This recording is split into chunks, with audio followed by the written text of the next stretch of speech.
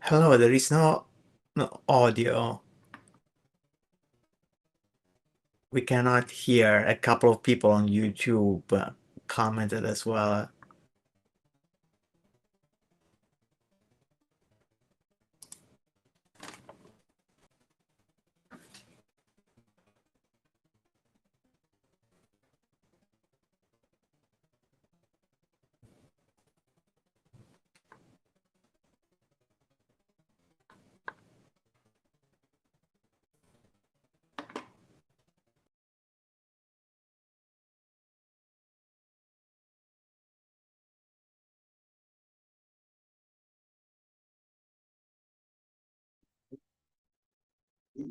Maybe now. Okay, now our caption.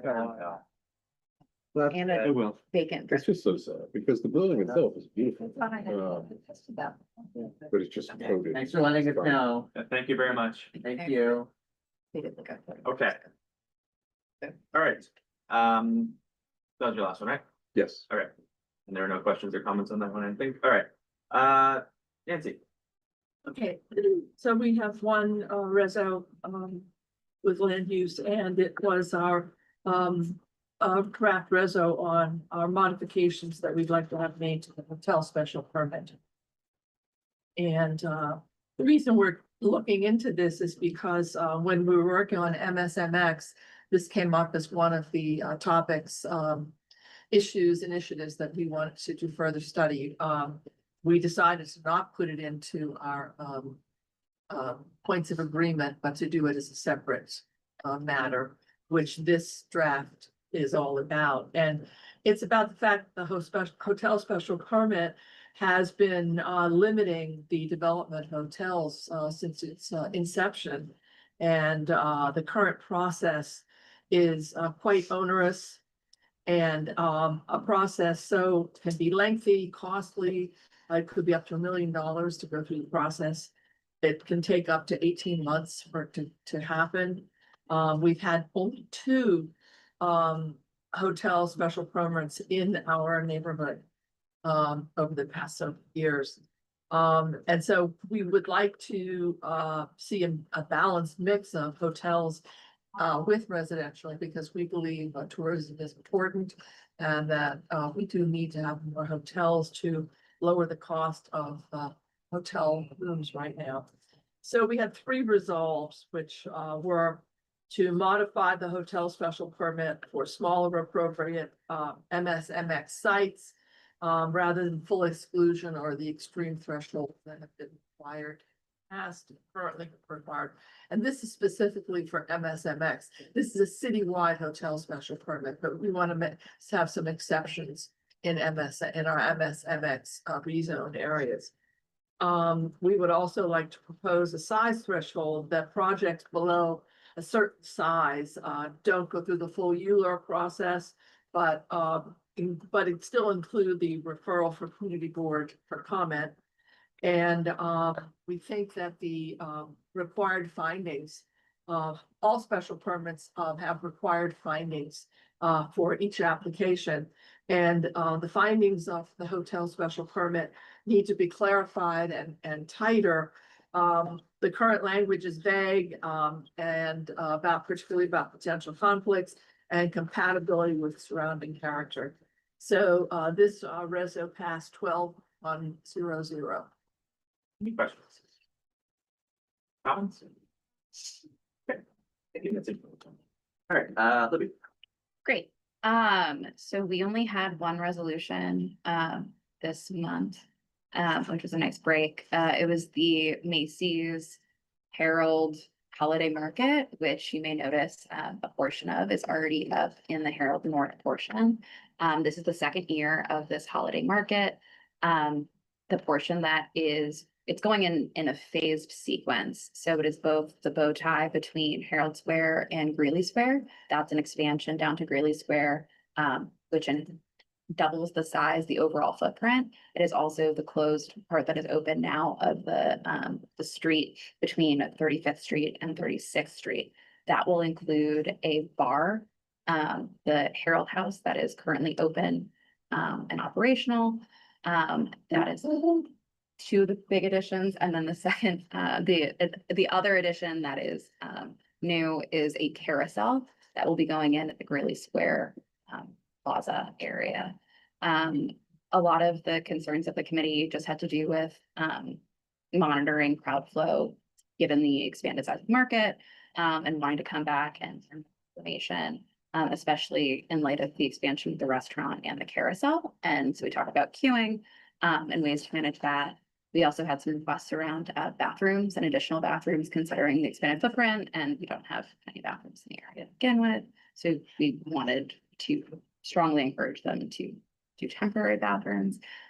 We also had some environmental requests because the way that the electric is going to be used and powered is 3 different sets of power. Greeley Square is using in-ground Con Ed power, but the rest of the market relies on diesel operated generators, and we were hoping that they might do more environmentally friendly generators. However, they've looked into that in the past, and I believe have used it in the past, and they've used it elsewhere internationally, but currently FDNY has deemed what they wanted to do not fire safe.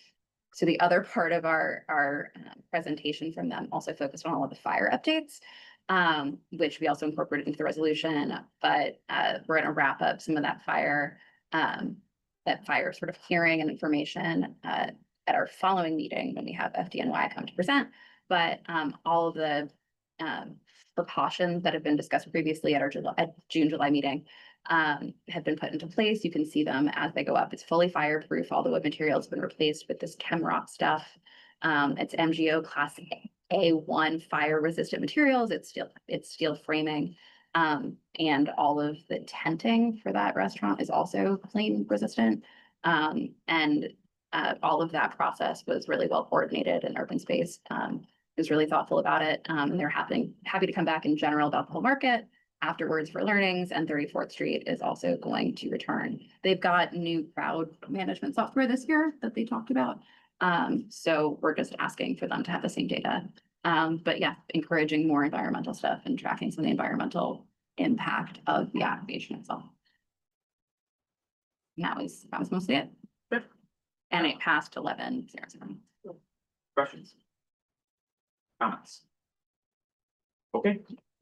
All right, that is all the resos. I don't think Tiffany is on. She is trying to get on now. Thanks, okay. Let me know if you see her hop on, and I'll let her give a report, but there aren't any resolutions for Vex or for CSQL. All right, so this Thursday, Kim will be with us. She couldn't tonight because she's teaching, so I'm gonna take a crack at presenting the district needs statement and the budget items, but she will do, I'm sure, a much better job this Thursday. But just to kind of remind you all, I'm sure you were all, it's not your first rodeo on this, but essentially the district needs statement and budget priorities are one of the few things that we are required to do as a community board. They are a document we put out covering sort of what we see as the current state of our district, some of the issues or problems that we think need to be addressed, and how we think they ought to be addressed through a series of concrete budget items that we usually develop as a kind of running list that we kind of carry forward from year to year, but also through a series of outreach to our partners in the district, bids, associations, schools, etc.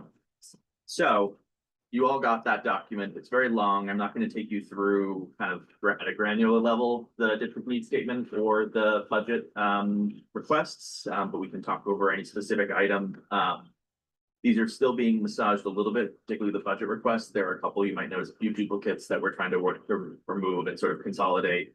And some that we need to just rephrase a little bit, but there won't be any kind of substantive changes to those. It's more about kind of framing them so they're best received by the agencies that will receive them.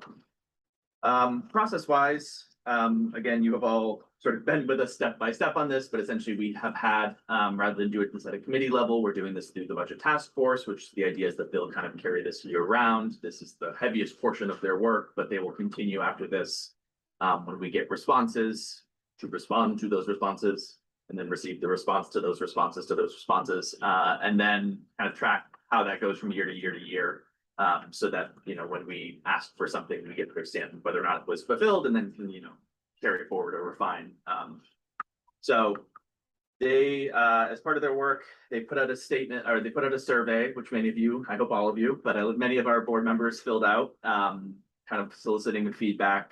They reached out to, I think Kim cited that 90% of the bids in neighborhood associations in the district. You all interacted with this at every one of your committees this past cycle, to try to feed information into this as well. We participated in agency consultations, where essentially you get to ask them some sort of questions about sort of their various purviews related to our budget items. And so all of this came together to create the statement in front of you. High level, they always ask for sort of the top 3 pressing needs, and they are very similar to what we've had in prior years. Homelessness and sort of focus on behavioral and mental health is our first priority. Second is affordable housing, and then third is the quality of life and district vitality. And that came from all these inputs and also the survey. Those were the top 3 by far of the survey that we received. And then beyond that, there are a number of buckets that come to us from the city as sort of like, here's what we want you to tell us about each of one of those things. So that's the health and human services, housing, and economic development, land use, et cetera, et cetera. Under each of one of those, there are also priorities focused on each of those, but I'm not going to take you through those, but we can talk to any questions that we have for those. But each one of those has rankings underneath it as well, which we will then return back to the city, sort of the format that they're looking for later on. But this statement is meant to be sort of a standalone thing that is what we hear from many of our partners and developers who are looking to work with us. This is the first thing that they read, so they understand sort of what we think about our own district. So I think that was all I was supposed to cover. Are there any questions? Any comments? You're on. Well, first of all, thank you to the task force and everything. They did really a great job. Just one anecdotal thing that I noticed that I guess she's not here, so I will tell Kim that in her presentation. Well, actually, it's not really appropriate for the full board. Both committees that I sit on, when it was discussed on the committee level, I think there were some folks, especially on CSQL, which had more newcomers, who were, I think, confused about this strategy. In other words, they were like, well, wouldn't it be better to just ask for one thing? Because we're bound to not get hundreds of things. Like, there was a lot of questions, I guess, around strategy. And why we do this maximalist approach and like all of that. So it's just something to think about, and like maybe, since it looks like I will be reelected, thank you. That I will take on, because yes, we onboard at the committee level, but as you said, there are 2 things that the charter requires us to do, and that is ULURP and this. And maybe there's an orientation that's board level for those 2 things, but at least for budget, that also gets into strategy and stuff like that. Cause I think it was confusing to new members, like, and a bit overwhelming. And so, anyway, I'm just talking out loud, but like, maybe there's something we do right when the new members start to be like, this budget process is coming, here's the strategy, here's what you're gonna be as. Again, I think that's a good idea, because, you know, we were focused on sort of working the process, but I think Totally. trying to understand how we get people into it and sort of, because it's like a time-based process, essentially. We ask the same Totally. thing for a decade and eventually Right. then we get it. So I think And that's it is not not- an intuitive right. thing to understand. And it's not obvious why it's a laundry list, because that's not how you budget, like, one of the, no, but like, one of the newcomers was actually saying, it's like, this is not how you do a budget, and we're like, right, we're not doing a budget. But like, I think that part has not been explained very well, so, yeah. Thanks.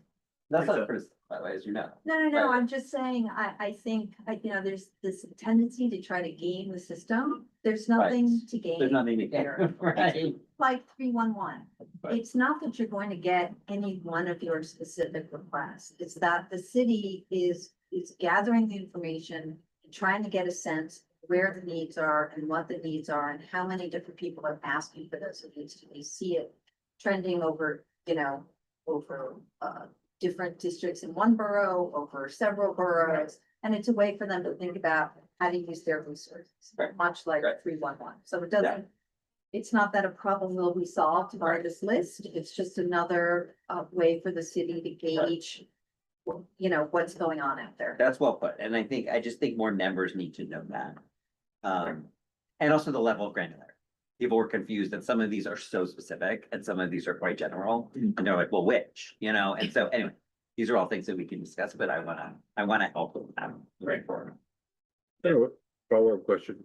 Maybe Marissa, you know the answer. Do other community boards have the same strategy of maximalists ask for tons of things? Yeah, okay.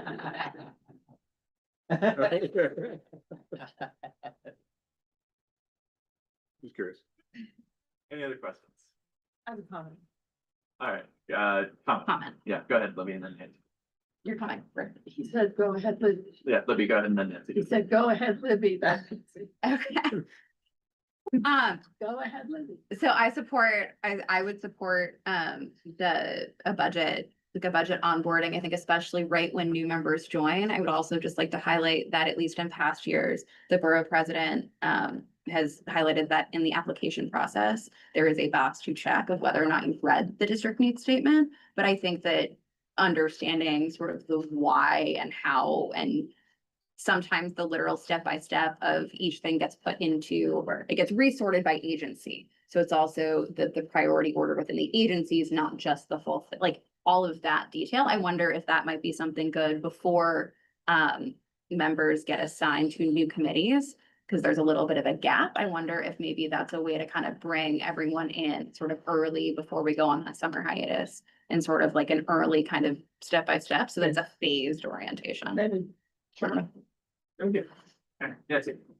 My thought was, to, possibly have our district manager, give a brief overview. No, because you are working on this. We come and go, but you are working on this every day. You're working with other district managers.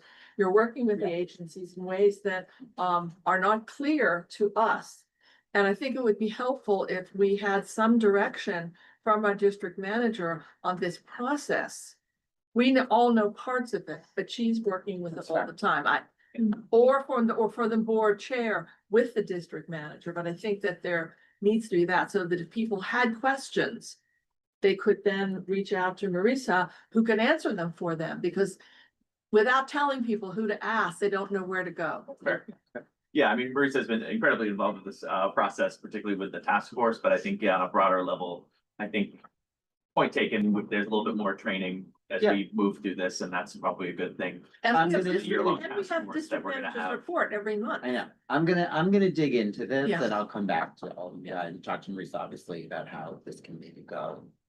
But anyway, just FYI on that, if you have other thoughts, let me know. I also think it would be helpful to share, and maybe I'm sorry, maybe it's already shared with everyone, but what the agency's responses are to our specific request, because they respond to every. It's on the website. It's on the website. Okay, sorry. My bad. Hey. Yes. Well, then, Scrolling. keep Okay. well, then, Get there. well, then mention that it's on the website. That's something she would Yeah. be helpful I to. circulated it. Good question. Any other comments? Okay, so we are gonna take this to a vote and then it'll go to a full board after that, so. Let's move on. By the way, don't this week represent? For attendance purposes, they typically actually join. Doesn't look like it. No, I get. Okay.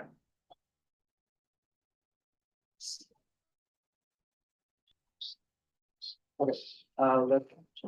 Alright, I'm gonna. Warden, yes. Shitty, Yes. the law, Yes. Chris, Yes. Gosha, Yes. Hudson, Yes. Lavingia, yes. Miyatovich, yes. Jody Victor. Yes. Sherbert, Yes, Sigmund, Yes. Condon, Yes. Zoo. Yes. So we have a full, all yeses. all right, sounds like it passes. Sorry. All right, Humphrey, you're up. Great. So there are copies of the quarterly budget available here at the meeting on Thursday. They'll be handed out. So this quarterly budget goes over our spending from July through October. One change from the actual annual budget that you saw in July, we had already removed rent because rental expenses were separately managed by the Department of Citywide Administrative Services, so a bit confusing to include in our budget. We're also now excluding heat and light because that is taken out of rent. So you see a slightly different budget number here than what we previously presented, but each category is otherwise the same. You can see the spending to date. A few updates. The spending on the office supplies is for included supplies for Isabel's office. There's some spending under furniture that was for a chair and desk in Isabel's office. There's new microphones and sound equipments. So you'll see that under supplies and materials. And there was an FDNY fire inspection under unallocated amounts. Those would otherwise have hit the general services budget, which you can see is under budget. But that's the source for all of those categories. Telephone and cleaning is 0, but that is just pulled out of our budget at the end of the year. So those will likely hit the budgeted amounts. That's it. Comments? Okay. On to the election. Election update, Yoda and do it. No, very brief, election this Thursday. There's only one election that's contested, Samir is happening. Everyone else, you're free to not make a statement, but it is your right if you so choose. You'll have up to 3 minutes, but thank you for everyone for submitting their prefab statements in advance. I think that adds some integrity and robustness to the process, even if you're not running against someone. That's it. We'll see you Thursday. Great. And I'm gonna echo that. I'm gonna strongly encourage everyone who's running unopposed to cede their time back, because as you see, we have a lot of items to cover on Thursday, so. The written statement for a reason. All right. Last item on the agenda before new business, just an update. Last month, we voted to begin the process to remove a member for failure to attend. That member has since resigned, so that process is now over. So, Yeah. go ahead. The next one. Yeah, go ahead. Yeah. Do we expect the borough president to give us a substitute, or do we think they're just gonna wait until next year and have an extra slot? We will, we'll be sure to ask at Borough Board. That's usually where I do something like that. We're early enough in the process where they tend to, I think it's like once you get to like next year, they're like, oh, we'll do it later. And also it kind of depends on the pool of applicants that they have in wait. So I hope so, but I don't know. Right now we are at 48, I believe. Pretty good. So we're still pretty good. High water. We'll see. Yeah. Better than last year's. You're on. It's a separate item. Okay, I'll ask it in new business. great. Anything else for that item?